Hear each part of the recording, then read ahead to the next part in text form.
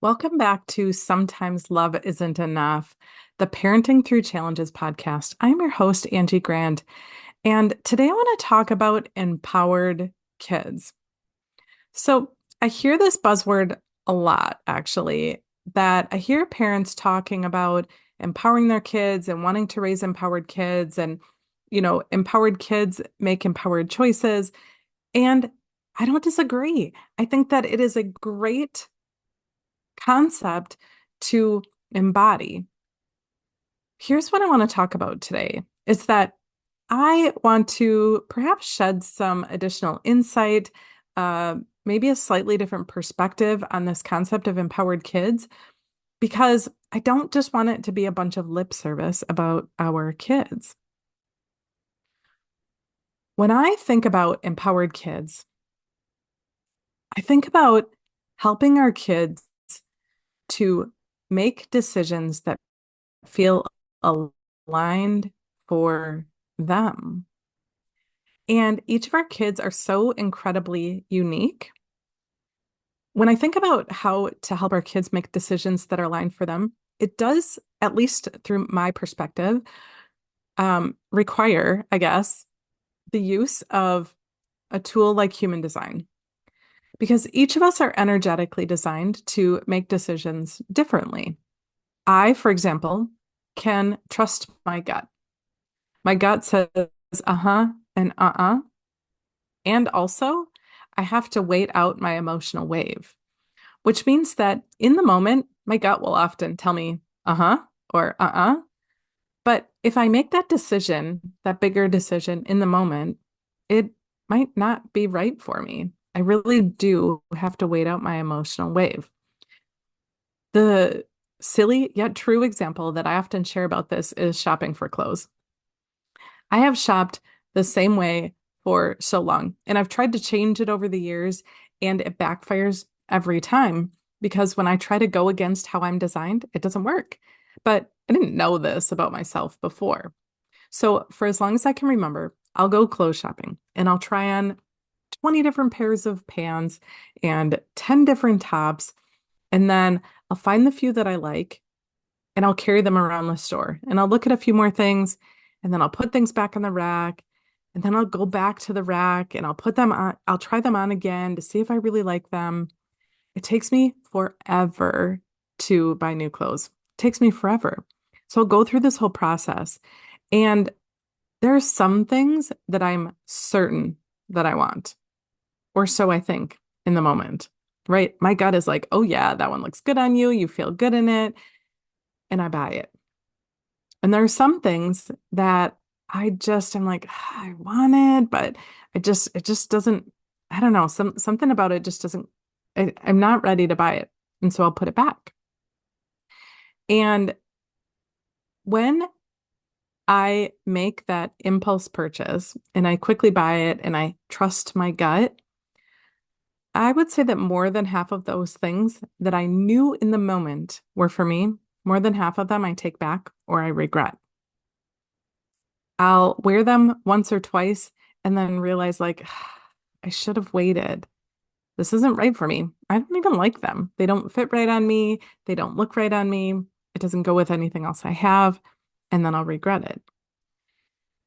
But for those things that I was thinking about that I left on the rack and I didn't buy, if I then go back after I wait out my wave and I go back and I buy it, they end up being the favorite things that I have in my closet that I won't ever get rid of, that I've had for probably too long. It's so silly and yet so true to me. And when I learned about my decision making, I promise I'll get this back to our kids, but I want to highlight how really ingrained this is in us. It isn't something that somebody taught me to do. In fact, it drives the people in my life crazy that this is how I shop. And yet, when I really genuinely follow my strategy and authority, it it fits me literally. The clothes fit me in a way that make me feel good, that make me feel aligned, and like I made a choice that's right for me. And learning this about my human design was like, oh, of course. It makes so much sense. But the same is true for our kids. And so when when we think about this concept of empowering our kids, the first step in really truly empowering our kids requires us as the caregivers to know how each kiddo is designed to make decisions that are aligned for them. Knowing it for us, super important for a whole slew of reasons. But when we're talking about empowering our kids, it's important that we know the difference between how they make decisions and how we make decisions and how to support them honor their decision-making process. Some of your kids, some some kids, some humans are designed to make instant in the moment instinct level decisions about all kinds of things. And when we allow the kids who are designed to make decisions that way, when we allow them to make decisions that are energetically aligned for them, it empowers them. It helps them feel seen and heard. And it helps them make decisions that feel right for them so that they're not stuck in this thing that was never really meant for them anyways. Maybe stuck in a decision that's more right for you or for their friends or for their teacher. So that first step really is in helping our kids have that internal sense of empowerment, really is helping them make decisions that are aligned for them. And I would also say that in the words that we use with our kids, right? Our words are so incredibly important. But in the words that we use with our kids, when they are making decisions, when they are asserting what they want, the words that we use back with them matter a ton. And so I think about many parents, myself included, were taught that I am the adult, I am in charge, I make the decisions. And we know, not only because, if you follow human design, if you've been listening to this podcast, if you follow human design experts, right? We know that energetically our kids are changing. What they need from us is different than what we needed from our parents, than what previous generations needed. We know that our kids energetically have different needs than we did. But even with all of that aside, our kids go through a couple of developmental phases in their life where they have a greater need to feel empowered. Our kids go through this during the toddler years and the teen years. Pretty easy to remember because, well, if you've ever met a toddler, you know that one of their most favorite words is no. And if you've ever met a teenager, most of their favorite words are also a much more eloquent, sometimes ruder, more drawn out, and with a little more tone. Also, no, because that asserting defiance, asserting delineation, asserting separateness is empowering. When I talk about our kids, I really encourage you to also reflect on yourself because it's so easy when we think about our kids being defiant or disrespectful or saying no. It's so easy to just tunnel vision, look at that behavior like it's something that needs to be fixed or changed or taught how to do it more politely. But I really encourage you to reflect on your own experiences when perhaps you have felt disempowered. And I'm not saying that to be triggering to you by any means, but we've all had those situations in our life, I imagine, right? I have had many situations where we feel like somebody took our power from us, took our decision making from us, took our ability to speak up for ourselves from us. And of course, energetically, some of us are much better at being empowered. Some of us are much better at speaking our mind, speaking our truth, advocating for ourselves, and some of us not so much. We're all so incredibly different. But I really encourage you the next time that your kiddo is being defiant and you sense that they're trying to take control, I really encourage you to pause and to reflect on what they might be going through. And oftentimes what they're going through, what they're asserting, doesn't match the current situation. I often find that when our kids are misbehaving, when they're arguing or being defiant, it has probably very little to do with the situation at hand and has so much more to do with maybe a buildup or a sequence of or a history of feeling disempowered. That oftentimes when our kiddos are struggling and we see that struggle as behaviors, when we can take a step back and really reflect on what is that need underneath this behavior?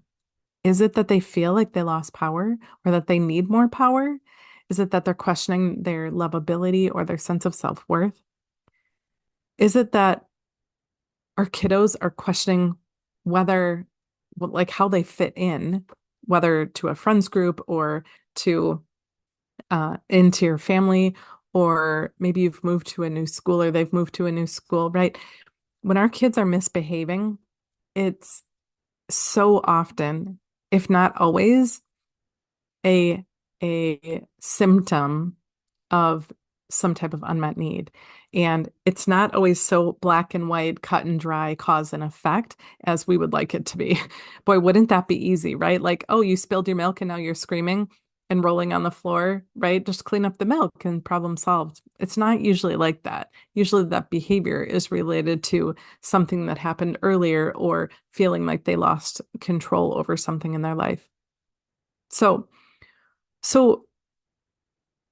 I want to get back to this concept of empowerment because I think all too often we talk about wanting to raise empowered kids. And I'm not saying this to judge you, right? Like I don't know you. I just know what I hear time and time again is that we are we are in this like weird awkward growth stage as parents, caregivers, clinicians, whatever your role is. We're in this like weird awkward growth stage, much like our teenagers are, in that we want to raise empowered kids in a different way than we were raised. And yet our nervous system is is pushing us to make sure that we stay in control because it feels unsafe or uncertain to us if we're not in control. And so our mind, our heart wants our kids to feel empowered, and our nervous system is like, yeah, I don't think so. They're not going to be in charge. I'm in charge here. I need to stay in charge to keep the family safe. And it's this, it's a lack of coherence, a lack of coherence. It's I'm gonna forget the word. Well, I have forgotten the word, but it's this disconnect between your mind and your heart, your desires and your nervous system. There's a mismatch. And so what do we do about that? Well, there are, of course, a couple of different routes that we can take here as parents, caregivers, clinicians, whatever your role is. There are a couple of different routes that we get to take here. But before you take a route, I really encourage you to reflect on decision. I find that decision is something that is often overlooked or dismissed as not being as important as it really is. But if you have thought or said or considered this idea of raising empowered kids, I encourage you to consider making a decision one way or the other. Because as I just described, it's as if our mind has decided that we want to raise empowered kids, but our nervous system is like, yeah, no, I decided I'm staying back here and we're going to stay in control and do whatever we need to do to stay there. So, which means that your mind is going to flip back and forth a little bit as well, because right, we're holistic humans. And when our nervous system is saying like, Mayday, Mayday, we don't feel safe, let's take back control, then if our mind hasn't fully decided that we want to raise empowered kids, it's just going to jump on chip with your nervous system and like, oh yeah, maybe you're right. Maybe our kids aren't ready for this. So in considering the idea of raising empowered kids, the first step is really deciding that this is what you're ready to do. And when I'm talking about raising empowered kids, I'm not talking about letting the kids run the show. but I am talking about making a decision that you want to do things differently than they were done for you. I am talking about deciding that you're done trying to control your kids' decisions, their thought processes, their responses, just for the sake of controlling them. There absolutely are some times when we have to keep our kids safe. We have to give them feedback. Absolutely. I'm not discrediting that, but what I want to open your mind to, open your perspective to, is when and how often and for what reason are we trying to control what our kids are thinking, saying, doing, feeling, all of the things. I see this happen where this is just a small example, right? This concept of letting our kids feel feelings. So, right, you have a young child who is afraid. They're afraid of the dark, they're afraid of monsters under the bed, they're afraid of, whatever it is that they're afraid of. And old parenting would have said, don't be afraid, there's nothing in there, right? And there that comes with good intentions, right? The caregiver wants the child to not be afraid, but it comes with a little bit of like control, right? Stop being afraid. It makes me uncomfortable, and I need you to stop being afraid and start being happy again. It comes with a bit of that intention behind it. Empowered parenting looks like this. It looks like, I hear that you're scared. Can I go check it out with you together so that we can see if there's something we can do about what's scaring you? It's empowering them. It's saying, I see you. I hear you. Let's go take care of this together instead of stop being scared. Don't act like that. Don't say that. Everything's fine, right? That's disempowering. And it's taking away from our kids' experience. And I know not everybody believes in this type of parenting, but if that's true, you're probably not listening to this podcast anyways. So I don't know why I said that. So it's this idea of deciding that you're ready to notice those little moments when maybe you do it wrong. Of course, you're going to do it wrong. Again, as parents, I think we're all in this like awkward teenage stage of like, what do I do? What do I say? Oh no, I said the wrong thing. This feels so awkward, right? Because we are really trying. I think many of us are trying to shift the way that we show up for kids because they need that from us. And so that first step is decision.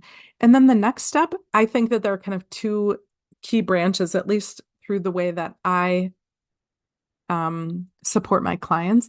One is going through a thoughts, feelings, actions model and really assessing our belief system about our kiddos, really assessing how we're helping them feel empowered.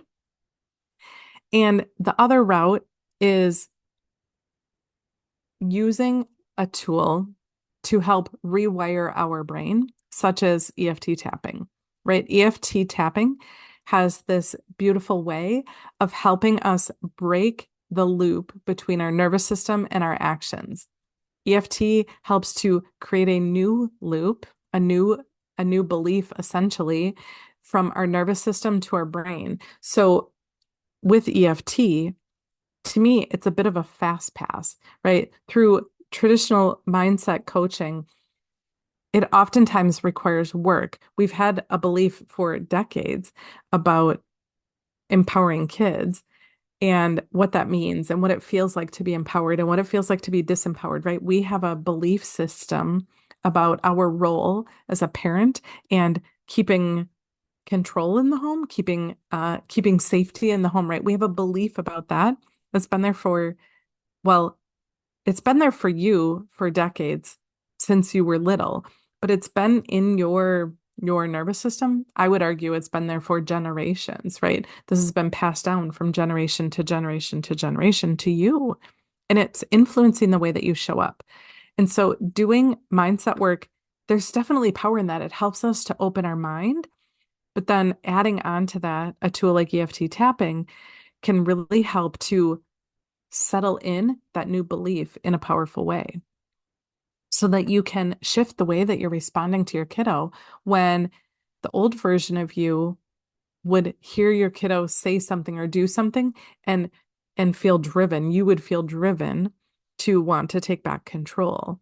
EFT helps you to be more present in the moment and shift the way that you're responding to your kiddo based on your new decision that you've made about really encouraging your kiddo to feel empowered through your actions, through the way that you're supporting them. So I feel like lately I've been leaving you with a challenge at the end of most episodes.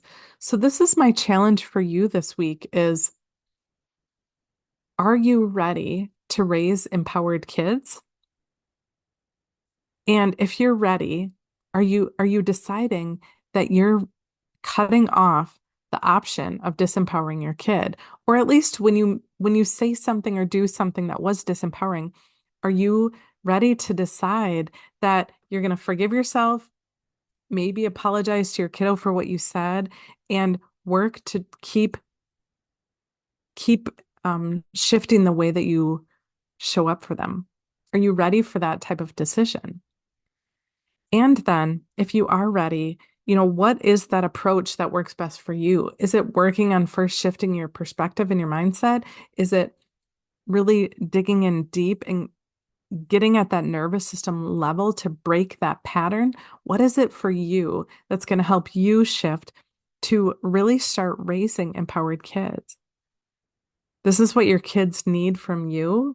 And perhaps it's what your relationship with your kiddo needs as well. So, this is it for today's episode about raising empowered kids.